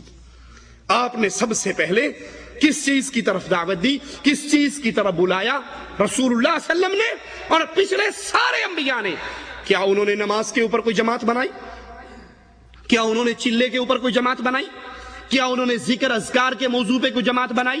کیا انہوں نے یتیموں، بیواؤں، مسکینوں، بے سہارا لوگوں کی مدد کے لیے کوئی جماعت بنائی؟ اس بنیاد پہ قوم کو اکٹھا کیا؟ کیا عربیت اور عجمیت کے نام پہ اکٹھا کیا؟ کس چیز پر؟ اللہ کے رسول صلی اللہ علیہ وسلم نے اس معاشرے میں انقلاب کے بیج بوئے، آپ نے ان کو بنیادی دعوت یہی دی، قولوا لا الہ الا اللہ تفلحوا، لا الہ الا اللہ کو مان لو، اللہ کی توحید کو تسلیم کر لو، فلاح پا جاؤ گے دنیا کی زندگی میں بھی اور آخرت کی زندگی میں۔ اللہ کے نبی کی پہلی دعوت، بنیادی دعوت لا الہ الا اللہ کی دعوت ہے، یہی سارے انبیاء کی دعوت، یہی اللہ کے حبیب کی دعوت۔ اس دعوت کو مکے والے ٹکراتے ہیں، آپ طائف کی بستی میں جاتے ہیں، طائف والوں کو دعوت دیتے ہیں، وہ پتھر مار مار کے آپ کو زخمی کر دیتے ہیں۔ اس لا الہ الا اللہ کی دعوت کی وجہ سے احد کے میدان میں آپ کے دندان مبارک شہید ہوتے ہیں، آپ کا سر مبارک زخمی ہوتا ہے، آپ گڑھے میں گرتے ہیں اور پکار اٹھتے ہیں یہ قوم کیسے فلاح پا سکتی ہے جنہوں نے اپنے رسول کے ماتھے کو پھاڑ ڈالا۔ نبی کو اس دعوت کی وجہ سے کہیں ایک کافر گلے میں کپڑا ڈال کے بل دیتا ہے، آپ کی آنکھیں ابل پڑتی ہیں، ابو بکر دوڑتے ہوئے آتے ہیں، اس آدمی کو دھکا دے کے پیچھے کر کے کہتے ہیں اس شخص کو اس لیے قتل کر رہے ہو کہ یہ کہتا ہے ربی اللہ، میرا رب اللہ ہے۔ آپ کو بے بہا تکلیفیں آئیں، کبھی راستے میں کانٹے گرائے گئے، کبھی آپ کو حالت سجدے میں اونٹ کی جیر کے نیچے دبایا گیا، کبھی ابو جہل پتھر اٹھا کر آپ کو مارنے کے لیے بھاگا۔ آپ نے یہ ساری مصیبتیں، ساری تکلیفیں برداشت کی، لیکن توحید کی دعوت سے اپنے دامن کو نہ چھڑا، اپنے آپ کو اس دعوت سے الگ نہیں کیا۔ تو یہ درس ہے میرے لیے اور آپ کے لیے، ہم جب بھی اپنی دعوت کا آغاز کریں لا الہ الا اللہ سے دعوت کا آغاز کریں، یاد رکھیے جس دعوت کی بنیاد لا الہ الا اللہ نہیں ہے، جس تحریک کی بنیاد لا الہ الا اللہ نہیں ہے، وہ تحریک باطل ہے، وہ تحریک گمراہ کن تحریک ہے جو اللہ کی توحید کو چھوڑ کر کسی اور مسئلے پہ پارٹی بازی کرے، جماعت سازی کرے، لوگوں کو اکٹھا کرے۔ لا الہ الا اللہ کی بنیاد نہ ہو، وہ بنیاد کوئی اور ہو، وطن کی آزادی بنیاد ہو، جمہوریت بنیاد ہو، کسی اور پوائنٹ پہ اکٹھا ہو جائے، چلے کی بنیاد ہو، نماز کی بنیاد ہو، قربانی کی بنیاد ہو، زکوٰۃ کی بنیاد ہو، اگر لا الہ الا اللہ بنیاد نہیں ہے تو یہ تحریک اسلام کی تحریک نہیں ہے۔ مالک عز و جل اپنے رسول سے کہتا ہے، نبی بیان کیجئے، قل هذه سبیلی ادعو الی اللہ، یہ میرا راستہ ہے، کہہ دیجئے هذه سبیلی، یہ میرا راستہ ہے، لا الہ الا اللہ، توحید کی دعوت۔ توحید کی دعوت کی بنیاد پر اختلاف و افتراق، پیار و محبت، میں اس سے پیار کیوں کرتا ہوں؟ کیونکہ یہ موحد ہے۔ میری اس سے دشمنی کیوں ہے؟ کیونکہ یہ مشرک ہے۔ میں اس کو بیٹی کا رشتہ کیوں دے رہا ہوں؟ کیونکہ یہ موحد ہے۔ میں اس کو بیٹی کا رشتہ نہیں دے رہا، کیوں؟ یہ مشرک ہے۔ میں اس کے پیچھے نماز پڑھتا ہوں، کیوں؟ یہ موحد ہے۔ میں اس کے پیچھے نماز کیوں نہیں پڑھتا؟ کیونکہ یہ مشرک ہے۔ بنیاد لا الہ الا اللہ، محبت لا الہ الا اللہ پر، نفرت لا الہ الا اللہ پر۔ هذه سبیلی، یہ محمد علیہ الصلوۃ والسلام کا راستہ ہے۔ ادعو الی اللہ، میں نہ چلے کی طرح بلاؤں، نہ میں نماز کی طرح بلاؤں، میں نہ روزے کی طرح بلاؤں، سب سے پہلے میں اللہ کی توحید کی طرح بلاؤں۔ جو توحید کو مان لے پھر اگلی دعوت اس کے سامنے پیش کروں۔ حضرت معاذ کو یمن کی طرف روانہ کیا اور کہا، معاذ اہل کتاب کی طرف جا رہے ہو، سب سے پہلے ان کو لا الہ الا اللہ کی طرف بلانا۔ کوئی کہہ سکتا ہے کہ جناب ہم بھی تو یہی کہتے ہیں کلمہ ٹھیک کر لو، ہم بھی تو یہی کہتے ہیں کہ کلمہ ٹھیک کر لو۔ میں کہتا ہوں ہاں یہی کہتے ہو کہ کلمہ ٹھیک کر لو، لیکن اس کلمے کا ترجمہ کسی کو بتاتے، اس کلمے کے تقاضے بیان کرتے، اس کلمے کے حقوق بیان کرتے، اس کلمے کی ڈیمانڈ بیان کرتے، یہ نہیں کرتے۔ بس لا الہ الا اللہ کا مطلب ہے کہ اللہ کے علاوہ کوئی معبود برحق نہیں، اللہ کے رسول اس کے رسول ہیں، یہ نہیں بیان کرتے کہ یہ کلمہ پڑھنے کا تقاضا یہ ہے کہ پھر یہ گردن کسی اور کے سامنے نہیں جھک سکتی، یہ زبان یا علی اور یا رسول اللہ مدد کے نعرے نہیں لگا سکتی، اللہ کو چھوڑ کر پیروں کو غوث اعظم نہیں کہا جا سکتا، اللہ کی شریعت کو چھوڑ کر اس کے مقابلے پر پارلیمنٹ کو یہ حق نہیں دیا جا سکتا کہ وہ جمہوریت کے ذریعے اوپر آ کر قانون سازی کرے 2/3 اکثریت میں، جو چاہے شراب کو حلال کر دیں، سود کو حلال کر دیں، جو چاہے کریں، اور اگر ملک میں اسلام نافذ کرنے کی بات ہو تب بھی پارلیمنٹ کے 2/3 اکثریت سے شریعت بل کو پاس کروا کے لاؤ۔ 2/3 پارلیمنٹ کی اکثریت شریعت بل کو پاس کرے گی، یہ ملک کا قانون بنے گا، اور اگر یہ 2/3 اکثریت اس قانون کو پاس نہیں فیل کر دے گی تو قرآن بھی فیل ہو جائے گا اور ملک میں بطور قانون نافذ نہیں ہو سکے گا۔ جس نے لا الہ الا اللہ پڑھنے کے بعد پھر یہ عمل کیے، اس کا لا الہ الا اللہ فوت ہو جاتا ہے، اس کے لا الہ الا اللہ کا مقصد فوت ہو جاتا ہے، اس کی وہ روح مار دی جاتی ہے۔ لا الہ الا اللہ، اس کا مطلب، اس کے معانی بیان کیجئے، اس کی تشریح کیجئے۔ کتنے ہی موقع ہیں جس پر اس لا الہ الا اللہ کو بنیاد بنا کر عامت الناس کے جذبات سے کھیلا جاتا ہے۔ کبھی ملک بنانا ہو تو آواز لگتی ہے پاکستان کا مطلب کیا لا الہ الا اللہ، اور نہیں بتاتے کہ لا الہ الا اللہ کا مقصد کیا ہے۔ اگر مقصد بیان کر دو تو مرزائی بھاگ جائے گا، مقصد بیان کر دو، مطلب بیان کر دو، مفہوم بیان کر دو تو قبر پرست بھاگ جائے گا، صوفی بھاگ جائے گا، شیعہ بھاگ جائے گا۔ وہ کہے گا اگر لا الہ الا اللہ کا یہ مطلب ہے تو پھر تم نے وابیوں کا ملک بنانا ہے۔ لا الہ الا اللہ کا ہمارا مطلب تو یہ ہے کہ کلمہ پڑھتے رہو، قبروں کی طواف جاری رہے، کلمہ پڑھتے رہو، یا علی مدد کے نعرے جاری رہے، کلمہ پڑھتے رہو، یا رسول اللہ مدد کی صدائیں جاری رہے، کلمہ پڑھتے رہو اور قبروں کی درباروں کی کمائی جاری رہے۔ اگر لا الہ الا اللہ آپ کی اور میری دعوت کا بنیادی نقطہ ہے تو اللہ کے لیے اس کے مفہوم کو بیان کیجئے، اس کی شرائط کو بیان کیجئے، اس کے تقاضوں کو بیان کیجئے۔ نبی کہہ رہے ہیں میرا یہ راستہ ہے ادعو الی اللہ، کہ میں اللہ کی توحید کی طرف بلاتا ہوں، علی بصیرہ، دلیل کے ساتھ، برہان کے ساتھ، انا، یہ میری دعوت ہے، ومن اتبعنی، اور جو میرے پیچھے چلتا ہے اس کی بھی یہی دعوت ہے، وسبحان اللہ، وسبحان اللہ، اللہ پاک ہے، تم قبروں پہ سجدہ کرو، اللہ اس شرک سے پاک ہے، تم یا علی مدد کے نعرے لگاؤ، اللہ اس شرک سے پاک ہے، تم غیر اللہ کو مشکل کشا حاجت روا سمجھو، اللہ اس شرک سے پاک ہے۔ سبحان اللہ، کائنات میں جتنا شرک اللہ کے ساتھ کیا جاتا ہے وہ اس کی ذات میں ہو، صفات میں ہو، عبادت میں ہو، اللہ سب سے پاک ہے، اس شرک سے پاک ہے، اس شرک سے بلند ہے اس کی ذات۔ وما انا من المشرکین، اے نبی بتا دو کہ میں مشرکوں میں سے نہیں ہوں، میں اللہ کی توحید کو ماننے والا ہوں، میں توحید کا پیغام دے رہا ہوں، تم مانتے ہو اہلاً و سہلاً، نہیں مانتے تو میں مشرکوں میں سے نہیں ہوں، میں تم سے الگ ہوں۔ یہ تفریق کرنی پڑے گی کہ یہ اہل شرک ہے، یہ اہل توحید ہے، یہ اللہ کا پجاری ہے، یہ قبروں کا پجاری ہے، یہ اللہ کو الہ مانتا ہے، یہ پنجتن پاک کو اپنے 5 بزرگ سمجھتا ہے اور ان 5 کو مشکل کشا جانتا ہے۔ جب تک یہ تفریق نہیں ہوگی، جب تک چوں چوں کا مربع باقی رہے گا، اس وقت تک اصلاح اور نجات نہیں ہو سکتی۔ آج چوں چوں کا مربع ہے اکثریت میں، الا من رحم ربی۔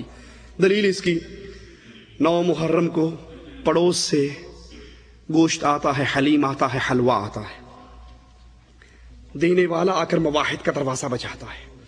مواحد باپ اپنے بیٹے کو کہتا ہے بیٹا ان کو یہ نہیں کہنا کہ یہ حرام ہے، لے لو، کوٹھے پہ پھینک دیں گے، یہ نہیں بتانا کہ حرام ہے۔ کیوں؟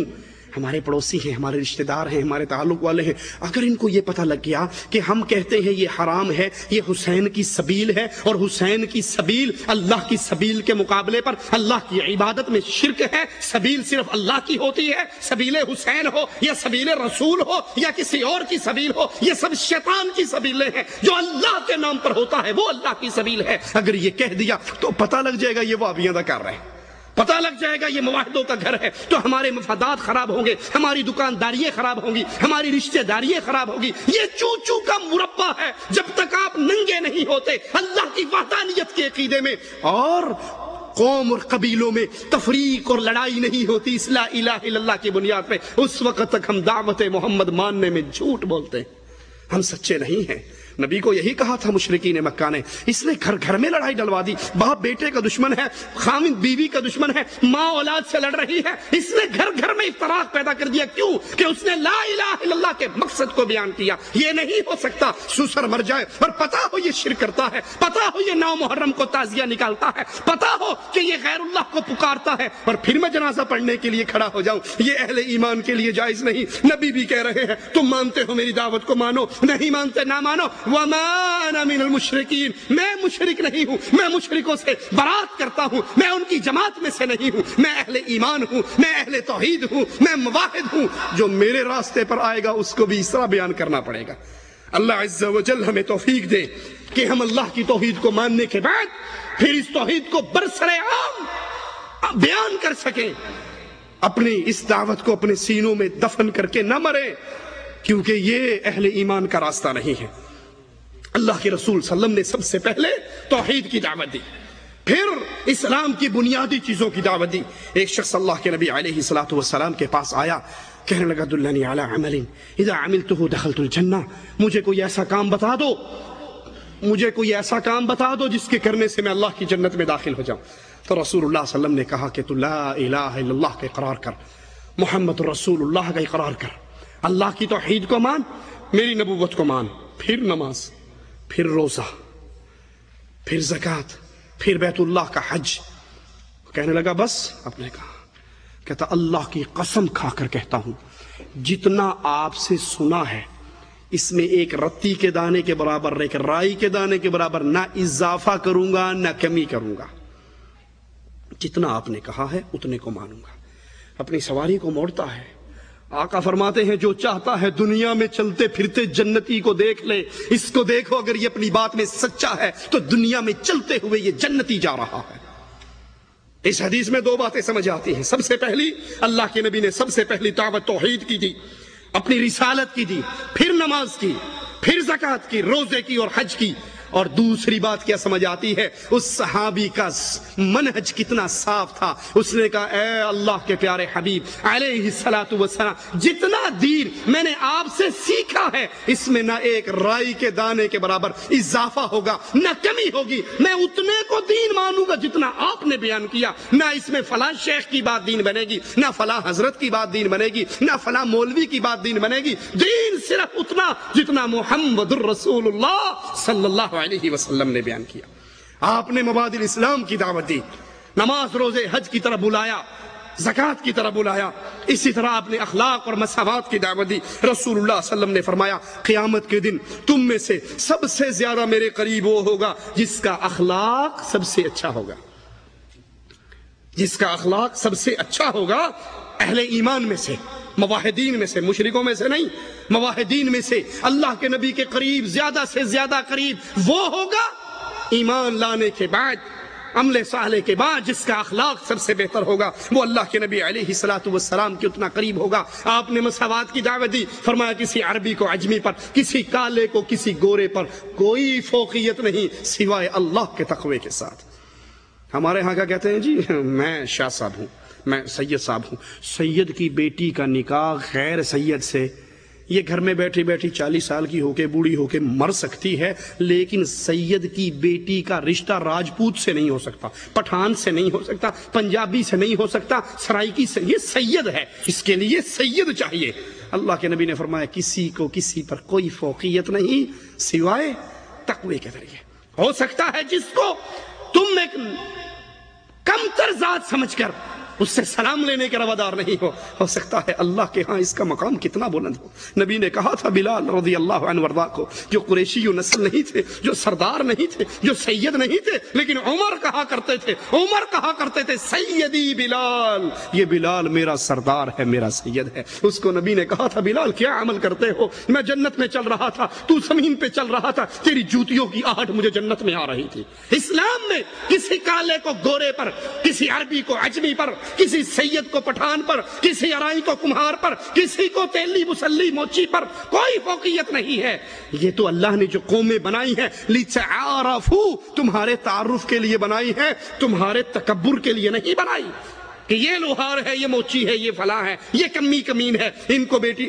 اللہ کے نبی نے اسی لیے اصول بیان کیا، تمہارے پاس کسی کا رشتہ آئے، تمہیں دو چیزیں پسند ہو، پہلی چیز اس کا ایمان پسند ہو، دوسری چیز اس کا اخلاق پسند ہو، تو پھر انکار نہ کرو۔ اگر انکار کرو گے ایمان و اخلاق کو پسند کرنے کے بعد، پھر ڈر جاؤ کہیں اللہ کی طرف سے فتنے میں مبتلا نہ ہو جاؤ۔ اسی طرح رسول اللہ صلی اللہ علیہ وسلم نے عدل اور امانت کی دعوت دی، شفقت اور رحمت کی دعوت دی۔ آپ نے فرمایا جو چھوٹوں پہ شفقت نہیں کرتا، جو بڑوں سے محبت نہیں کرتا، ان کا احترام نہیں کرتا، وہ ہم میں سے نہیں ہے۔ یہ دعوت دی کیوں جائے، یہ بھی ایک سوال ہے نا۔ میں اپنی جان کو ٹھیک کر رہا ہوں، بس میں نماز پڑھتا ہوں، میں دین کے اوپر چلتا ہوں، میں نے ٹھیکہ لیا ہوا ہے۔ جس طرح بڑے بڑے لوگ بھی بیان دیتے ہیں، کوئی دین کے ٹھیکیدار بننے کی ضرورت نہیں ہے۔ تو ہم دعوت دے کیوں؟ کوئی قبر پہ سجدہ کر رہا ہے، وہ کر رہا ہے نا، کیا کہتے ہیں جی، اس نے اپنی قبر میں جانا، میں نے اپنی قبر میں جانا۔ کسی کے مذہب کو نہ چھیڑو، اپنے مذہب کو نہ چھوڑو، اپنے مذہب پہ قابو رہو، لیکن کسی کو کچھ نہ کہو۔ جو جہاں لگا ہے ٹھیک لگا ہے، یہ بھی سنا آپ نے یا نہیں؟ جو جہاں لگا ہے ٹھیک لگا ہے، اس مطلب کو تیرے گھر میں رات کو ڈاکہ مارے تو صبح تو پولیس والوں کے پاس کیوں جا کر کہتا ہے ہمارے گھر میں رات چوری ہوگی؟ جو جہاں لگا ہے ٹھیک لگا ہے۔ تو نے کیوں جا کے درخواست دے دی کہ ہمارے گھر میں چوری ہوگی، ہمارے ہاں زنا بالجبر ہو گیا، ہمارے فلاں اغوا ہو گیا، ہمارا فلاں قتل ہو گیا؟ جو جہاں لگا ہے ٹھیک لگا ہے۔ کہتے نہیں مولوی صاحب اس کا یہ مطلب نہیں، دین میں جو جہاں لگا ہے ٹھیک لگا ہے۔ ارے جو دنیا میں جہاں لگا ہے ٹھیک لگا ہے، یہ اصول دنیا پہ لاگو نہیں ہوتا، دین پہ کیسے لاگو ہوگا؟ دوسری اس کی مثال سمجھ لو، جیسے دین کے اوپر کوئی مواحد چلنا لگے تو اس کو سب سے بڑی مثال کیا دیں گے؟ ارے تیرا ابا یہ کام کرتا تھا، تیرا ابا تو قبروں پہ جاتا تھا، وہاں چادریں چڑھاتا تھا، وہاں سجدے کرتا تھا، علم تمہارے گھر سے نکلتا تھا، 11ویں تمہارے۔ ٹھیک ہے، تو نے ماں باپ کا دین چھوڑ دیا، اور اگر اسی کا باپ موچی تھا، یہ پڑھ لکھ کر ڈاکٹر بن گیا، تو کوئی اس کو آ کر یہ نہیں کہے گا تیرا ابا موچی تھا تو ڈاکٹر کیوں بنا، باپ کا دین چھوڑ دیا تو نے۔ وہ کہے گا پاگل بے وقوف، میرے ابے نے تعلیم حاصل نہیں کی، ان پڑھ جاہل رہا، اس لیے موچی رہا، میں پڑھ لکھ کر میڈیکل آفیسر بن گیا۔ دنیا میں یہ دلیل کوئی کسی کو نہیں دے گا، لیکن جہاں ایمان کی بات آئے، جہاں توحید کی بات آئے تو فوراً کہیں گے ماں باپ کا دین نہیں چھوڑنا۔ اور جہاں دین کی بات، جو جہاں لگا ہے ٹھیک لگا ہے، کسی کو کچھ نہیں کہیے، اپنی قبر ٹھیک کیجئے۔ آپ نے اپنی قبر میں جانا، اس نے اپنی قبر میں جانا، آپ نے اس کی قبر میں جانا، آپ نے ٹھیکہ لیا ہوا دین کا، تو ہم دعوت کیوں دیں؟ قرآن بیان کرتا ہے وَإِذْ قَالَتْ أُمَّةٌ مِّنْهُمْ لِمَ تَعِظُونَ قَوْمًا، اور جب کہ ان میں سے ایک جماعت نے کہا تم ایسے لوگوں کو نصیحت کیوں کرتے ہو، اللہ مہلکہم او معذبہم عذابا شدیدا، جن کو اللہ نے ہلاک کرنا ہے یا اللہ نے ان کو عذاب علیم دینا ہے۔ مشرک کو اللہ نے ہلاک کرنا ہے، مشرک پہ عذاب علیم نازل ہونا ہے، تمہیں کیا ٹینشن ہے؟ تم کیوں مصیبت میں پڑتے ہو؟ کیوں تقریریں کر کر کے گلے پھاڑتے ہو؟ کیوں سیڑیاں بانٹتے ہو؟ کیوں کیسٹیں دیتے ہو؟ کیوں لوگوں کو پکڑ پکڑ کے توحید کی باتیں کرتے ہو؟ جس قوم کو اللہ نے ہلاک کرنا ہے انہوں نے تو ہلاک ہونا ہی ہونا ہے، تم کیوں دعوت دے رہے ہو؟ تم کیوں پریشان ہو؟ تم کیوں محنتیں کر رہے ہو؟ تم کیوں راتوں کو جاگ رہے ہو؟ تم کیوں لوگوں کے گھروں میں پہنچ رہے ہو؟ تم کیوں لوگوں کو اس شرک سے،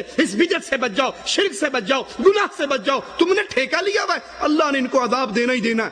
یہ کہنے والے گمراہ لوگ نہیں تھے، گمراہ سے مراد نافرمان لوگ نہیں تھے، کوئی گناہگار نہیں تھے بڑے بڑے، یہ بھی نیک لوگوں کی جماعت تھی۔ ایک نیک لوگ وہ جو ہفتے والے دن شکار نہیں کھیلتے تھے، دوسرے وہ جو شکار کھیلتے نہیں تھے لیکن کھیلنے دیتے بھی نہیں تھے، تیسری وہ جو شکار کھیلتی تھی۔ 3 پارٹیاں تھیں۔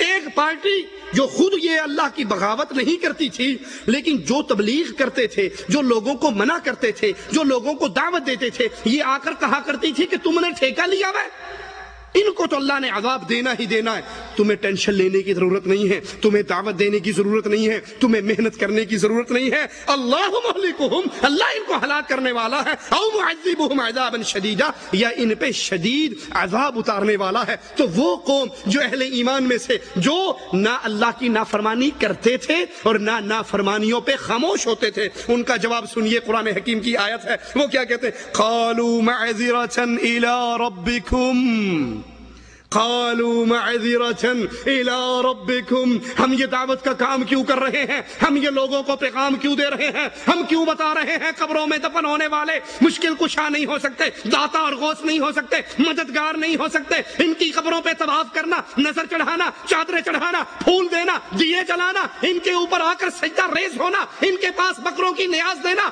ان کو آ کر پکارنا، ان سے اولاد مانگنا، ان سے مدد مانگنا، ان سے عزت مانگنا، ان سے فتح مانگنا، یہ سب شرک ہے، یہ جہنم میں جانے کا سبب ہے۔ ہم یہ دعوت کیوں دیتے ہیں؟ قالوا معذرة الى ربکم، یہ دعوت اس لیے دیتے ہیں کہ ایک گھڑی وہ آنے والی ہے، ایک دن وہ آنے والا ہے جب مالک کے دربار میں کھڑے ہوں گے، اللہ کے دربار میں ہوں گے، اللہ ہم سے سوال کرے گا تو ہم اللہ کے سامنے معذرت پیش کر سکیں گے، ہم اللہ کے سامنے کم از کم یہ ہیلا کر سکیں گے، ہم اللہ کے سامنے یہ حجت کر سکیں گے، اللہ ہم نے ان کو منع کیا تھا کہ قبروں پر قبروں پر مزاروں پر میلے نہ لگایا کرو، اللہ ہم نے انہیں منع کیا تھا علی کو مشکل کشا نہ کہا کرو، اللہ ہم نے منع کیا تھا محرم کے اندر تعزیے نہ نکالا کرو، اللہ کے رسول کے اہل و عیال کو مشکل کشا نہ سمجھا کرو، ہم نے ان کو شرک کرنے سے منع کیا تھا، ہم نے ان کو بدعت کرنے سے منع کیا تھا، ہم نے ان کو اپنے گھر پہ ڈش اینٹینے لگانے سے منع کیا تھا، ہم نے ان کو غیبتیں کرنے سے منع کیا تھا، ہم نے ان کو داڑیاں شیو کرنے سے منع کیا تھا،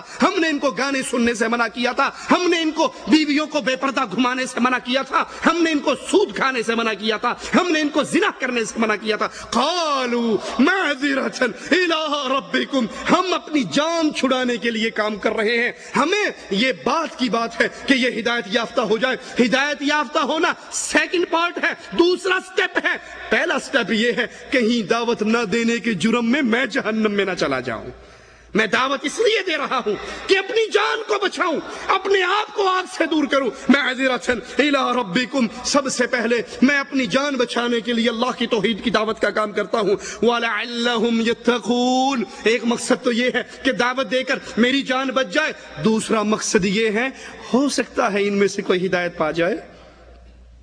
یاد کرو اللہ کی قسم، علی وجہ البصیرہ یہ بات کہہ رہا ہوں، قیامت کے دن بہت سے لوگ ہوں گے جو نیکوکار ہوں گے، لیکن ہو سکتا ہے گناہگاروں کے ہاتھ ان کے گلے میں ہوں۔ میں جذبات میں آ کر نہیں کہہ رہا، علی وجہ البصیرہ کہہ رہا ہوں۔ ہو سکتا ہے قیامت کے دن ایسے نیکوکار جن کے گلوں میں مشرکوں کے، بدعتیوں کے، گناہگاروں کے ہاتھ ان کے گریبان کو پکڑے ہوئے اللہ کے دربار میں اپنے حق کا سوال کریں گے۔ ہو سکتا ہے وہ کہیں اللہ میں اس بندے کا پڑوسی تھا، میرا بچہ رات کو 12 بجے بیمار ہو جاتا، میں اس کو فون کرتا، یہ گاڑی نکال کے آ جاتا اور میرے بچے کو ہسپتال لے جاتا۔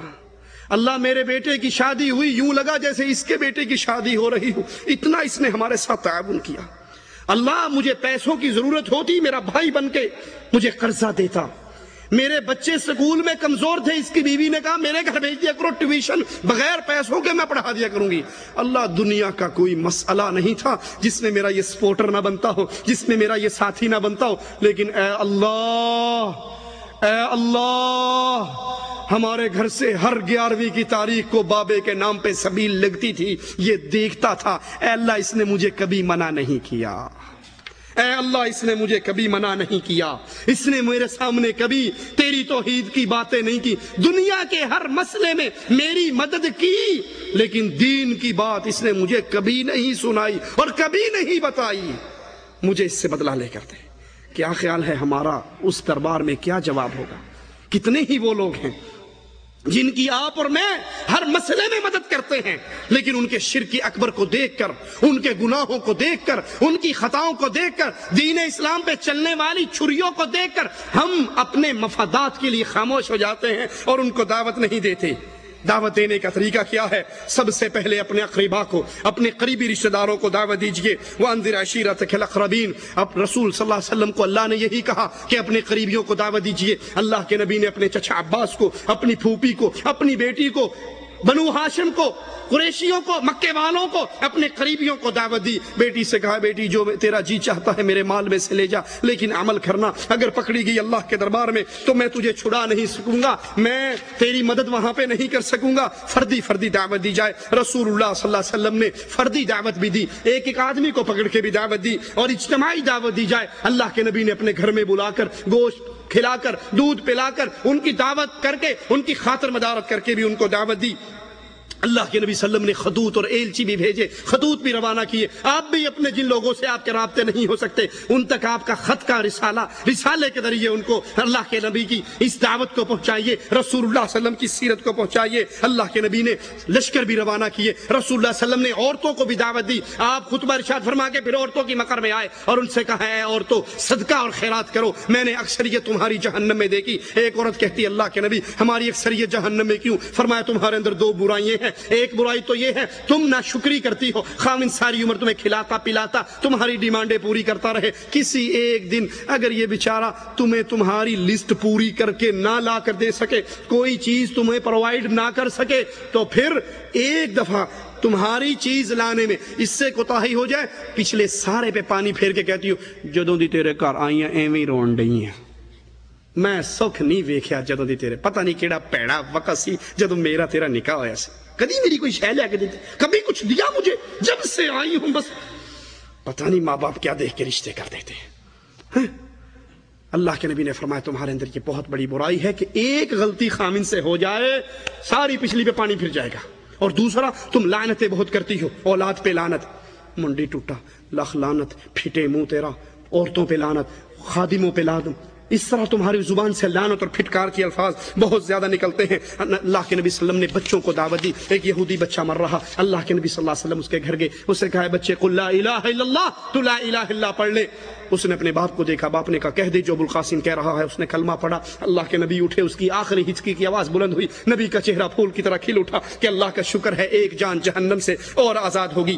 اس دعوت سے ملتا کیا ہے؟ انسان کا ایمان پورا ہوتا ہے، مومن کے ایمان کی تکمیل ہوتی ہے۔ التائبون العابدون الحامدون السائحون الراكعون الساجدون الآمرون بالمعروف والناهون عن المنكر والحافظون لحدود الله وبشر المؤمنين، وہ ایسے ہیں جو توبہ کرنے والے، عبادت کرنے والے، حمد کرنے والے، روزہ رکھنے والے، یا اللہ کی راہ میں سفر کرنے والے، رکوع اور سجدہ کرنے والے، نیک باتوں کی تعلیم دینے والے، بری باتوں سے باز رکھنے والے، اللہ کی حدود کا خیال رکھنے والے، اور ایسے مومنوں کو آپ خوشخبری دیں۔ تو دعوت کا کام کرنے والے، ان کے لیے مومن ہونے کی گارنٹی ہے، وہ اہل ایمان میں سے ہیں انشاءاللہ۔ اللہ کی طرف دعوت دینا مومن ہونے کی گارنٹی ہے، مومن ہونے کی نشانی ہے کہ مومن اللہ کے دین کا داعی ہوتا ہے۔ قرآن بیان کرتا ہے وَمَنْ أَحْسَنُ قَوْلًا مِّمَّنْ دَعَا إِلَى اللَّهِ وَعَمِلَ صَالِحًا وَقَالَ إِنَّنِي مِنَ الْمُسْلِمِينَ۔ اس سے بہتر بات کس کی ہو سکتی ہے؟ جو اللہ کی طرف بلائے، جو عمل صالح کرے اور جو اپنے ایمان مسلمان ہونے کا اعلان کرے۔ حکومت اور شوکت کا حصول اسی دعوت کے ذریعے ہوتا ہے۔ الذین ان مکناہم فی الارض اقاموا الصلاۃ وآتوا الزکاۃ وامروا بالمعروف وَنَهُوا عَنِ الْمُنْكَرِ وَلِلَّهِ عَاقِبَةُ الْأُمُورِ۔ یہ وہ لوگ ہیں اگر ہم ان کو زمین میں حکومت دیتے ہیں، یہ نماز قائم کرتے ہیں، یہ زکوٰۃ دیتے ہیں، نیکی کا حکم دیتے ہیں اور برائی سے روکتے ہیں، یہ صالحین کی نشانی ہے دعوت کا کام کرنا۔ يُؤْمِنُونَ بِاللَّهِ وَالْيَوْمِ الْآخِرِ وَيَأْمُرُونَ بِالْمَعْرُوفِ وَيَنْهَوْنَ عَنِ الْمُنْكَرِ وَيُسَارِعُونَ فِي الْخَيْرَاتِ وَأُولَٰئِكَ مِنَ الصَّالِحِينَ۔ یہ اللہ تعالیٰ پر قیامت کے دن پر ایمان رکھتے ہیں، بھلائیوں کا حکم دیتے ہیں، برائیوں سے روکتے ہیں اور بھلائیوں کے کاموں میں جلدی کرتے ہیں۔ یہ نیک بخت لوگ ہیں، یہ نیک لوگ ہیں، یہ نیک لوگ ہیں۔ فلاح و کامیابی کی ضمانت ہے یہ دعوت کا کام کرنا۔ وَلْتَكُن مِّنكُمْ أُمَّةٌ يَدْعُونَ إِلَى الْخَيْرِ وَيَأْمُرُونَ بِالْمَعْرُوفِ وَيَنْهَوْنَ عَنِ الْمُنكَرِ وَأُولَٰئِكَ هُمُ الْمُفْلِحُونَ۔ تم میں سے ایک جماعت ایسی ہونی چاہیے جو بھلائی کی طرف بلائے، نیکی کے کاموں کا حکم کرے، برے کاموں سے روکے، اور یہی لوگ فلاح و نجات پانے والے ہیں۔ اللہ عز و جل سے دعا ہے اللہ ہمارے گناہوں کو معاف فرمائے، اللہ ہماری خطاؤں کو معاف فرمائے، اللہ ہماری سیاہکاریوں کو معاف فرمائے۔ دعوت کا جو جذبہ صحابہ کرام کے دلوں میں تھا، اے اللہ تجھ سے تیری اسماء و صفات کا واسطہ دے کے سوال کرتے ہیں، اللہ ہمیں بھی وہی جذبات عطا فرما دے۔ ہم تیری توحید کی دعوت کو لے کر گلی گلی کوچے کوچے اس دعوت کو عام کریں، ہمارے دل میں یہ آگ ہو، ہمارے دل میں یہ درد ہو، ہمارے دل کے اندر یہ پیغام ایک رچ بس جائے کہ ہم نے ہر بندے کو پکڑ کر اللہ کی توحید کی دعوت دینی ہے۔ میں تقریر نہیں کر سکتا CD کے ذریعے، میں نہیں بول سکتا کیسٹ کے ذریعے، میں نہیں بتا سکتا تو کتاب کے ذریعے، کسی نہ کسی ذریعے اس کے اندر حصہ ڈالنا ہے۔ آخری بات کہہ کے بات ختم کرتا ہوں، اس کا فائدہ کیا ہوگا؟ ہمارے شیخ حافظ عبداللہ بہاولپوری رحمۃ اللہ علیہ، اللہ ان کی قبر کو جنت کا باغ بنائے، انہیں کروٹ کروٹ جنت عطا فرمائے۔ وہ کہا کرتے تھے گنا کرو تم نے کمائی کتنی کی ہے۔ ہم کہتے شیخ کمائی سے کیا مراد ہے؟ کہا کمائی سے مراد یہ ہے، یہ دیکھا کرو تمہاری محنت، تمہاری کوشش، تمہاری دعوت سے کتنے وہ لوگ ہیں جو راہ توحید پہ آ چکے ہیں۔ کیوں؟ کیونکہ قیامت کا دن ہوگا جب ترازو لگے گا، آپ کی نیکیاں آپ کے پلڑے میں ہوں گی، آپ کی وجہ سے، آپ کی دعوت سے، آپ کی محنت سے جتنے لوگ مواہد بنے ہوں گے، ان ساروں کی زندگیاں بھی آپ کے پلڑے میں ہوں گی۔ اللہ ہمیں ان خوش نصیبوں میں شامل فرما دے۔ اقول قولی ھذا واستغفر اللہ لی ولکم ولسائر المسلمین فاستغفروہ انہ ھو الغفور الرحیم۔ اس اہل قرآن کہلانا ضروری ہے، دیوبندی کہلوانا ضروری نہیں بلکہ کہلوانا ہی نہیں چاہیے۔ کیوں؟ کیونکہ یہ اللہ کے رسول صلی اللہ علیہ وسلم کے دور میں موجود نہیں تھے۔ انڈیا کا شہر ہے نا دیوبند، بریلی بھی انڈیا کا شہر ہے۔ یہ بعد کے فرقے ہیں، ان کی طرف نسبت کرنا اہل ایمان کے لیے جائز نہیں۔ اہل قرآن سے مراد اس دور کے اندر کون ہے؟ جو حدیثوں کا انکار کرتے ہیں، پرویزی گروپ، جاوید احمد غامدی گروپ، وہ حدیثوں کا انکار کرتے ہیں، لہذا یہ بھی گمراہ فرقہ ہے۔ اہل حدیث کہلوانا ضروری ہے۔ کیوں؟ کیونکہ حدیث کیا ہے؟ فبأي حدیث بعدہ یؤمنون، قرآن سارا حدیث ہے، محمد کریم کا فرمان حدیث ہے، تو سب سے پہلے قرآن و حدیث پہ عمل کرنے والے رسول اللہ صلی اللہ علیہ وسلم اور آپ کے صحابہ، تو سب سے پہلے اہل حدیث کون ہوئے؟ صحابہ۔ بلکہ بات اس سے آگے نکلے، شیخ بدی الدین شاہ راشدی رحمۃ اللہ علیہ سے کسی نے یہ سوال کیا تو بڑا پیارا شیخ نے جواب دیا اہل الرائے اور اہل الحدیث پہ۔ کہا سب سے پہلے اہل الحدیث فرشتے تھے، سب سے پہلا اہل الرائے شیطان تھا۔ دلیل، اللہ نے کہا آدم کو سجدہ کرو، اللہ کا حکم حدیث ہے نا، حدیث ہے، تو فرشتوں نے فوراً سجدہ کیا، وہ اہل الحدیث قرار پائے۔ شیطان نے کہا حدیث تو ٹھیک ہے آ گئی، لیکن میری رائے یہ ہے کہ میں اس سے زیادہ بہتر ہوں، یہ مٹی سے اور میں آگ سے۔ اس نے اپنی رائے پہ عمل کیا اور گمراہ ہو گیا۔ تو اہل الحدیث کہلوانا اس لیے ضروری ہے کہ اللہ کا قرآن یہ بھی حدیث، محمد کا فرمان یہ بھی حدیث، اور ہم اہل الحدیث ہیں کہ اللہ کے قرآن اور رسول اللہ صلی اللہ علیہ وسلم کے فرمان پہ چلتے ہیں۔ اسی لیے امام احمد بن حنبل رحمۃ اللہ علیہ فرما کر گئے کہ اگر طائفہ منصورہ، کامیاب ترین لوگوں کی جماعت، اگر یہ اہل حدیث نہیں تو پھر میں نہیں جانتا کہ وہ کون سی جماعت ہے۔ مولانا زکریا صاحب نے کون